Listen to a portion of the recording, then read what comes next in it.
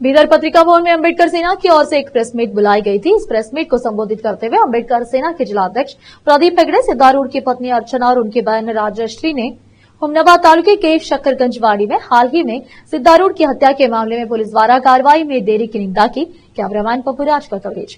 देश विदेश और स्थानीय समाचारों के लिए चैनल को लाइक, शेयर और सब्सक्राइब जरूर करें।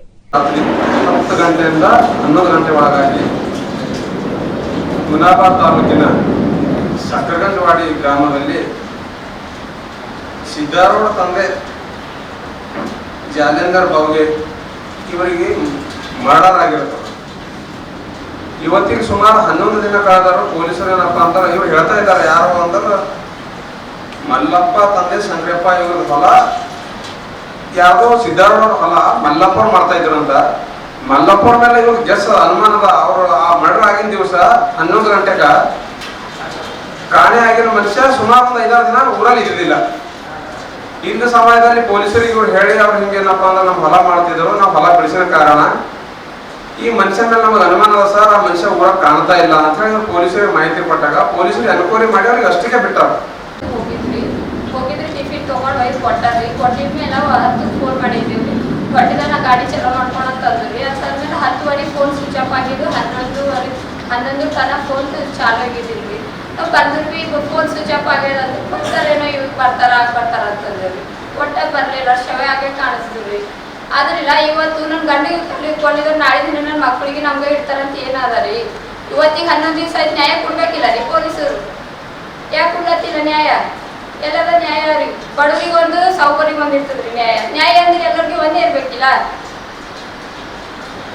ನಾವು ಬಡವರು ಇದ್ದಿದ್ದೆವು, ನಮ್ಮ 3 ಜನ ಮಕ್ಕಳು ಹರ.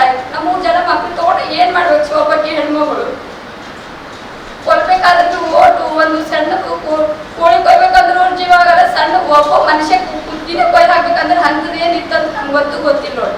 ಈಗ ನೀವು ತನಿಖೆ ಮಾಡಿ ನಮ್ಗೆ ನ್ಯಾಯ ಕೊಡಿಸ್ಬೇಕಷ್ಟೇ. ಇನ್ನು ಯಾರು ಏನೋ ವಶಕ್ಕೆ ತಗೋತಾರೆ, ಏನು ಮಾಡಿಲ್ಲ ಇಲ್ಲ ರೀ. ಈಗ ಅವ್ರು ಮರ್ಡರ್ ಮಾಡಿದ್ರೆ ರಾಜಕೀಯ ಬೆಂಬಲ ಐತೆ, ಏನಾರು ಐತೆ ಇಲ್ಲ ರೀ. ನೀವು ತನಿಖೆ ಮಾಡಿ ನಮ್ಗೆ ನ್ಯಾಯ ಕೊಡಿಸ್ತಾನ. ಅವತ್ತು SP ಸರ್ ಅವತ್ತು ನಮ್ದು ಹುಮನಾಬಾದದಿಂದ PS ಅವರೆಲ್ಲ ಹೇಳ್ಯಾರ ನಮ್ಗೆ ನ್ಯಾಯ ಕೊಡಿಸ್ತಾ ಅಂದ್ರು. ನ್ಯಾಯ ಕೊಡ್ಸಿಲ್ಲ. ಇವತ್ತಿಗೆ 11 ದಿವಸ ಆಯ್ತು, ಇನ್ನ ಏನ್ ನ್ಯಾಯ ಕೊಡಿಸ್ತಾರ? ಸತ್ತ ಮೇಲೆ ನ್ಯಾಯ ಕೊಡಿಸ್ತಾರ ಬೋದಲ್ಲ. ಯಾರು ಮಾಡಿದ್ರು, ಯಾಕೆ ಮಾಡಿದ್ರು? ಸತ್ತರ ಆತ್ಮಕ್ಕೂ ಶಾಂತಿ, ನಮಗೂ ಶಾಂತಿ ಇಲ್ಲ. ಈಗ ನಾಳೆ ಸಣ್ಣ ಮಕ್ಕಳು ಅದ, ನಮ್ಮ ತಾಯಿಯರ, ಈಗ ಅವ್ರ ಮಿಸ್ಸಸ್ ಅದ. ಈಗ ನಮಗೆ ಜೀವ ಬೆದರಿಕೆ ಅದ. ನಮಗೆ ಮನೆಗೆ ಹೊರಗೆ ಬರ್ಲಕ್ಕ ಅಂಜಿಕೆ ಆಗ್ಲತ್ತವ. ನಮಗೂ ಯಾಕೋ ಇನ್ನೂ ಒಂದು ಮರ್ಡರ್ ಆಯ್ತದೇನೋ ಅಂತ ಅನ್ನಂಗೆ ಅನಿಸ್ಲತ್ತದ. ಮನೆ ಸುತ್ತಮುತ್ತ ಯಾರೋ ಓಡಾಡ್ತಾರ ಅನ್ನಂಗೆ ಅನಿಸ್ಲತ್ತದ. ಈಗ ಮನೆ ಗಡಸರೆಲ್ಲ ಹೆಣ್ಮಕ್ಳು ಅಂದ್ರೆ ಯಾರು ಭೀ ಎನಿ ಟೈಮ್ ಬಂದು ಏನ್ ಭೀ ಮಾಡ್ಬೋದಲ್ಲ.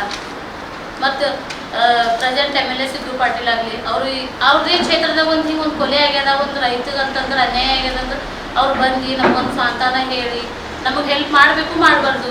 ಮಾಜಿ MLA ರಾಜಶೇಖರ್ ಪಾಟೀಲ್ ಪ್ರತಿಯೊಂದು ಅದ್ರ ಗ್ರಾಮಕ್ಕೆ ಬರೋರು, ಅವರು ಬಂದಿದ್ರು. ಜಿಲ್ಲಾ ಉಸ್ತುವಾರಿ ಸಚಿವ ಈಶ್ವರ ಖಂಡ್ರೆ ತನ್ನದೇ ಆದ ಜಿಲ್ಲೆದಾಗ ಇಂಥ ಒಂದು ಕೃತ್ಯ ಆಗಿರ್ತದಂದ್ರೆ ಅವ್ರು ಗ್ರಾಮಕ್ಕೆ ಬಂದು ಭೇಟಿಯಾಗಿ ಸಾಂತ್ವನ ಹೇಳಿ ನಮಗೆ ನ್ಯಾಯ ಕೊಡಿಸ್ತೇವೆ ಅಂತೇಳಿ ಭರವಸೆ ಎಲ್ಲ ನೀಡಬೇಕು, ನೀಡಬಾರ್ದು. ಇದೇ ಯಾವುದೇ ಒಂದು ಅಧಿಕಾರಿ ಆಗಲಿ, ಶ್ರೀಮಂತರಲ್ಲಿ ಇದ್ರ ಅವ್ರ ಮನೆಗೆ ಹೋಗಿ ಭೇಟಿ ಕೊಟ್ಟು ಅವ್ರು ಹೇಳ್ತೀರಾ? ಈಗ ರೈತರ ಮನೆಗೆ ಹಿಂಗಾದ್ರೆ, ಬಡವ್ರ ಮನೆಗೆ ಹಿಂಗಾದ್ರೆ ಅವ್ರಿಗೊಂದು ನ್ಯಾಯ, ಇವ್ರಿಗೊಂದು ನ್ಯಾಯ ಇರ್ತದ. ನಾವು ನ್ಯಾಯ ಕೇಳ್ತಿದ್ದೆವು, ಕೈ ಮುಗಿದು ನಿಮ್ಗೆ ಕೈ ಜೋಡಿಸಿ ನಾವೇನು ಕೇಳ್ತಿದ್ದೆವು? ನಮಗೆ ಬೆದರಿಕೆ ಇದೆ, ಯಾರು ಮಾಡ್ಯಾರ, ಯಾಕೆ ಮಾಡ್ಯಾರ, ನಾವು ತನಿಖೆ ಮಾಡಿ ಪತ್ತೆ ಹಚ್ಚಿ ನ್ಯಾಯ ಕೊಡು. ನಾವು ಉಸ್ತುವಾರಿ ಸಚಿವರಿಗೂ ಅಷ್ಟೇ ಕೇಳ್ತೀನಿ, SP ಸರಿಗೂ ಅಷ್ಟೇ ಕೇಳ್ತೀನಿ, ಸರ್ಕಲ್ ಇನ್ಸ್ಪೆಕ್ಟರ್ ಹುಮನಾಬಾದ್ ಅವ್ರಿಗೂ ಅಷ್ಟೇ ಕೇಳ್ತೀನಿ, ಹಳಿಕಟ್ PSI ಸರಿಗೂ ಅಷ್ಟೇ ಕೇಳ್ತೀನಿ.